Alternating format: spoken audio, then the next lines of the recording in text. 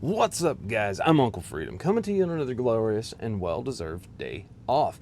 And today we're going to talk about something that I've been asked a lot recently. Like, there's a ton of stuff that's been asked of me recently, but this one's come up a lot. Everybody's watched my video on true cost of building out a CCW handgun or building out my ultimate duty Glock. But everybody asked me, hey, you got all that cool stuff. What were the things that you would do no matter what to a handgun? That were the most important thing that you look at doing no matter what when you get a handgun. And I'm like, you know what? That would make a cool video. So that's what we're going to talk about today. My top 5 upgrades for a handgun. Some of these, I'll break it. There's a caveat to it because it's a very Glock specific thing. The other one, there's another one that is a very SIG specific thing. So top 5. Why, first off, why would you modify your duty gun or your concealed carry gun? Sometimes it's about making it better. In the case of Glock, things like their terrible sights. Sometimes you don't like the way the trigger feels. Maybe you need a little bit better leverage on the gun when you shoot. And then sometimes it's about simply making it yours. One of the coolest parts about being a firearms owner in America is, one, I can own this, and two, I can pretty much do whatever I want to it. If I want a Magwell, I put a Magwell. If I want a different barrel, I put a different barrel. If I want a lightened striker spring, if I want to put like the lightest weight stuff I can in this thing to make it like I sneeze and it goes off race gun, I can do that. I can turn this into a race gun. I can turn this into just a war horse of a gun if I want to, but it's mine, right? Like, my personality shines in this thing. It's incredibly pragmatic. It does exactly what I need it to do when I need it to do it, and it is what it is. So that's another reason that we do this. But I mean, we look at anything. When I talk about modifications, we're not just talking about things like I bought a optic for it. I mean, we're talking from the grip to wrapping tape around it, to doing stippling on your stuff, to what light you pick and why you picked that light, for what environment you picked it to do what it does in, to the red dot you choose, to the backup iron sights, to the trigger, to the connector. Sometimes even the grip itself. But what are the 5 I always choose? No matter what, I've said this a bunch of times on this channel, if a handgun has the capability of taking a white light, that handgun gets a white light. Quite frankly, for me, there are really only a few lights that I know and trust for handguns. If I absolutely need that handgun light to be smaller platformed, I'm going to run the TLR7 Flex, or what's out right now, which is the TLR7 HL. I still need to get my hands on one of those, but just, I know how good the 7A is, and knowing how good the 7A is with the capability for that thing to have that much more candela, it's going to be good. Runtime sucks, is what it is. But for me, it's always a weapon mounted light. Now, you will notice I almost exclusively run full-size weapon mounted lights. That is because it has a couple of different functions. Some of those functions are using this as a standoff device if I needed to. Sorry if you can hear my dogs losing their shit in the background. Some of that is that ability. Some of that is also the capability for me to take this guy and PID stuff further away, depending on if I need it, to create a wall of light, to take away visual horizon, to protect myself and give myself as many advantages and take away advantages from the other party as much as I can. Like, that is the goal behind why we run a light. It gets dark every day. It's a fact of life. Yes, you should always have a handheld light in and on your person no matter what. This will never take the place of this. However, if I'm using this and I know I need to put lead into some dude that's about to do some really shady bad shit, I would rather have both hands on this and run a light. It doesn't matter how good and how fast I am with this, it's never going to be as good as running a weapon mounted light. Personally, for me, 3 options when it comes to your full-size weapon light, and they are really the only 3 that I will recommend. First up, Streamlight TLR1HL. This is kind of a ubiquitous standard of a light. You can buy things like the Filster floodlight and help you conceal it, and if you have a bunch of different guns and you only want to buy one light, well, the floodlight works out great. Now you can just transfer your stuff holster to holster. So there's that. Outside of that, you have the 2 Surefires. This is the X300 Ultra, which is 1,000 lumens and about like 13,000 candela. It's a very bright wall of light. But I live in a very rural area where I may have line of sight hundreds of yards at some point. And I will tell you, as somebody that does this, check this video if you want to know more about weapon mounted lights for handguns, the primer on it at least. The more candela I can push out, the more focused the beam that I can hit you in the face with, the more time I give myself to make better decisions. I also limit your ability to do anything because you're not observing or orienting to anything on the planet with 60,000 candela in your eyeballs. You're not going to do it. You are not going to get hit in the face with 60,000 candela and be like, I'm going to decide to act at this part for the last part of OODA loop. Because once I hit you in the face with 60,000 candelas, you don't even know what day it is. Right? You can't see anything. So that, bar none, period for me, best thing I'm going to do is going to be a weapon light. For me, the choice that I have been making recently and will probably continue to make is the Surefire X300 Turbo. It's an awesome light. It fits everything I need. Runs on either 16340 rechargeable CR123s or standard CR123A cells, which are disposable. I adore this light. It's also kind of the standard for all of your duty holsters and things like floodlights. I will promise you, if you have a Glock handgun and you put an X300 on it, there's a dude that makes a holster for your gun, for however it is that you want to carry it, whether that is 4 o'clock, small of your back, appendix, strong side, retention, doesn't matter. That is a place where it shines when we start messing with this. Number 2 for me, I like iron sights. I can shoot iron sights incredibly well. However, I will tell you, the older I get, the harder it is for me to switch focal planes back and forth to as quickly do it with iron sights as I can with a dot. There is no secret. Once you put in that time, again, I'll leave a link over here to a video on put a dot on that thing. Once you've put in that time and that equity and that money into learning this system and becoming proficient on it, there is nothing on the planet that is going to make as much of an impact to your longevity as a shooter and your accuracy as much as putting a red dot on there.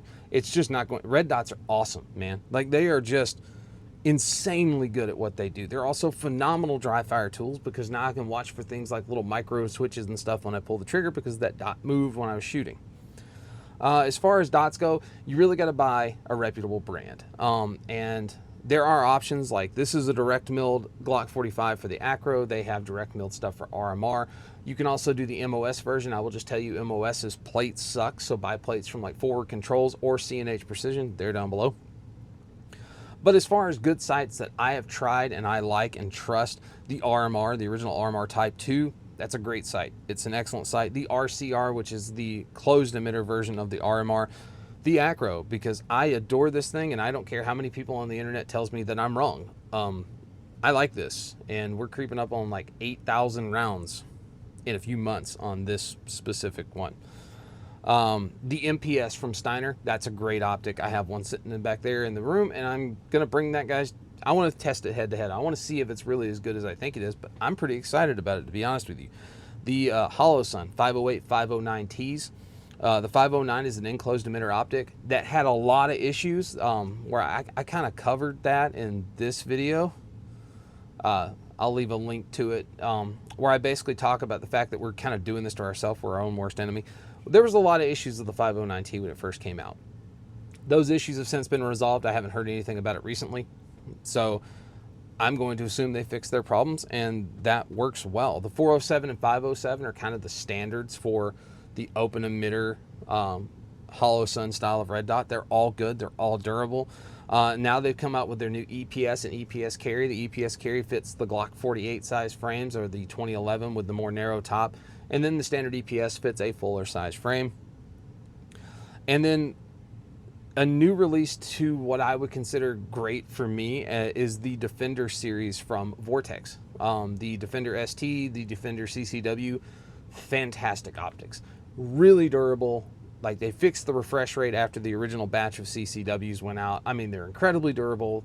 Battery life on like the CCW is about 4 months. If you turn it up really, really bright, swap it out every 4 months, you won't have a problem. If you're running the ST, it's a Delta Point Pro footprint. It runs like a scalded dog. It's got really good emitter in it. The glass is pretty good. It's tough as hell. And they're not as expensive. Now, what would I tell you I would never buy? I would never buy an SRO that I was going to plan to run in this kind of configuration, because the SRO, while a fantastic option and it has a lot of great stuff to it, it's got a magical spot somewhere on the top, and if you just flick that sumbitch in the right area, it will cease working and crack. I don't know why, but if your main game is going to be that of competition, they're awesome. Just be aware of the fact that they are not as tough and durable as some of the other options out there. Yes, I know somebody makes a hood for it. If I wanted it to be bigger than it is, I would buy a bigger optic. I would buy like the Defender XL or the 507 comp, but I don't really need that. And I can tell you my next comp gun will have either the Defender XL or the 507 comp on it, not an SRO. The Delta Point Pro. The Delta Point Pro is a great optic, so let me get that part out of the way. I hate how tall the deck height is on the Delta Point Pro. Even if you have a direct cut on a Glock for a Delta Point Pro, your iron sights are like that freaking tall just to get lower third co-witness. The deck height on that thing is gigantic, but it is a really good optic. It's just, I hate how tall it was, so I will never recommend that optic. I think it's good, but it's not mine. I will also never recommend the EOTech E-Flex. I've had two, broke both. Didn't care for them at all. And then any Vortex that is not a part of the new Defender series, no way. The Venom, the Razor HD, I would not recommend any of those. I know Jerry Mitchell used to run them, and that's great, but those optics were kind of trash for what they were, especially when you have these other options available, and the Defender series is a freaking gold mine, so there's no way I'd run any of those. What about the next one for me happens to every single gun I've got if I can find one available, and that is an extended mag release, because I need the capability to get that mag out of this gun. And I want to do it without breaking my grip as much as humanly possible. The one I run on this guy is the Agency Arms. You can see it's got kind of an upward angle to it. I like that. It lets me index on it and get it out of the gun a little bit better. Tyrant CNC makes a great one. The Tango Down, the Vickers ones are all good, but an extended mag release is a guaranteed I'm going to do. It's going to be the third thing I do. Number 4, and this is one of those that depends on which one you got. If you have a SIG 320, it's a grip module, because I don't like SIG's factory grip modules, and things like the Wilson Combat grip module exist, and that thing is awesome. There's also like the Icarus frames, a bunch of other options. The 1811 is really freaking cool. So that would be that. However, in a Glock, it's going to be things like connectors and the trigger itself. I do not like the way the blade feels on a factory Glock trigger. I don't like it. I had somebody get super upset with my my 5x5 drill I posted up a week ago. If you haven't seen that, it's on all of the social media, links in the description, where I talked about a drill known as 5x5. It's 5 rounds, 5 yards, 5 seconds or less into a playing card. From the draw, I did mine cold from level 3 retention using my Alien Gear V3 Rapid Force Duty holster, which is awesome and fast. He got very mad and said something to me along the lines of, well, with the light and trigger in this comp, you know, you can't do it with this. This isn't a light and trigger. I don't like light and triggers in striker fire guns. It's a bad idea. However, this has a polished trigger bar and a flat face trigger, which allows me better feel when I go to shoot it. So that is why I have this on here. So that is always my number 4. Number 5 for me is, and this is a new development in the last couple of years, and that is a Magwell. My God, I had no idea that I needed a freaking Magwell until I put one on a gun. I'm like, oh man. What I like about it is I have a shelf that my hand sits on, and I get a vise on this gun. This gun doesn't go anywhere. I have also noticed that when I shoot one-handed and I come out, I flag that thumb up into the slide, and it creates torsion against the magwell down here, and this thing is a lot more rock solid when I'm doing single-handed shooting. If I'm doing like wounded shooter with this or offhand shooting, I can really control this gun a lot better because of that magwell. It's also excellent for this, and it's got the bonus part that if I need to feed a mag into it, it funnels said mag, right? Magwell. And then I'll give you 3 little bonus things for me. They're not necessarily stuff I will do, but they are stuff that usually happens at some point. The first one being a comp. I am no secret about it. Radian Ramjet, getting close to 8,000 rounds on this Ramjet at this point. It has been dead nuts reliable with the factory recoil spring. It reduces so much recoil that you giggle when you shoot it. Everybody that has fired this gun, and there are a lot of people that have fired this specific gun, if you've been on the range with me, has literally left and put this comp on either the shortest list they had or they bought it immediately. They are freaking amazing for what they produce. I also love that it's such a tailored fit to the firearm itself. It doesn't really increase my length. This still fits in a Glock 17 holster. I love it. I get all the benefits in the world because I have good fundamentals with my grip, trigger control and stuff like that. So when this thing starts doing its job of reducing the felt recoil of the firearm and keeping the muzzle flatter, it really gets flat. The only other brand for a comp that I would recommend like openly, and it's because I have more experience with that, is the Parker Mount Machine. Officer Meanyhead, he is a Parker Mount Machine guy. That guy loves that comp. That gun shoots goofy flat too. I do not like about that though is the fact that I have to shim it, time it, set screws, like all this other crap. That is where this Radian really shines, is I literally have a taper screw it, just take it off the gun. I don't have any issues. I really enjoy this. And this is the Gen 2. When they went away from the triangular muzzle, they actually have it so you can break the carbon loose. That's the thing that does happen. Bonus point number 2 is going to be mag extensions. I'll leave a link over here. My mag extension of choice is the Warren scope mounts. They make a mag extension. It is a +5 for this guy. I absolutely adore those mag extensions. They are the best ones I have. I have about a dozen of them. I use them on rifles. They are just amazing. Like, in fact, here is one on my rifle. This is a Warren +5. I keep these on a 20-round mag. They are fan-freaking-tastic for what I do. I run them for 40 cal on a Glock 22, Glock 23, and then I run them on my Glock 45, 47, and 17. They are the best freaking mag extensions I've ever run. There are a lot of other great companies out there, though. People like Strike Industries, Tyrant CNC, affiliate of the channel. They make good stuff. SLR, which is who makes this exceptionally badass Magwell right here. This is an SLR Rifle Works Magwell. 100% my favorite Magwell. It's just good. It's not so thick that it gives me issues when I carry it. Concealed carry, and it's big enough and it does its job well enough that I really get great reloads. And then yeah, so Tyrant CNC, Strike Industries, SLR, those are the ones I've used. I don't like Terran Tactical. I don't like his. And then number 3, and this is an upgrade you can do, and it's a Glock upgrade, and you can do this at home with about 10 minutes and a couple of things. And I do not undercut my trigger guard, and I do not restipple my guns. I may one day, but I don't do it right now. But what I do is, you'll notice right there that it is almost shiny looking. And that is because I take like some 320 grit and I knock all that burr and the mold line here in the middle off. Because that little mold line in the middle chews up your knuckle. You don't realize it yet, but it does. So I knock that little mold line off, and then I go all the way down to, like, I think it's a 2000 grit wet dry. And I'll come in and I will just polish that guy up. And I love it, man. It's an instantly more comfortable firearm for me to shoot.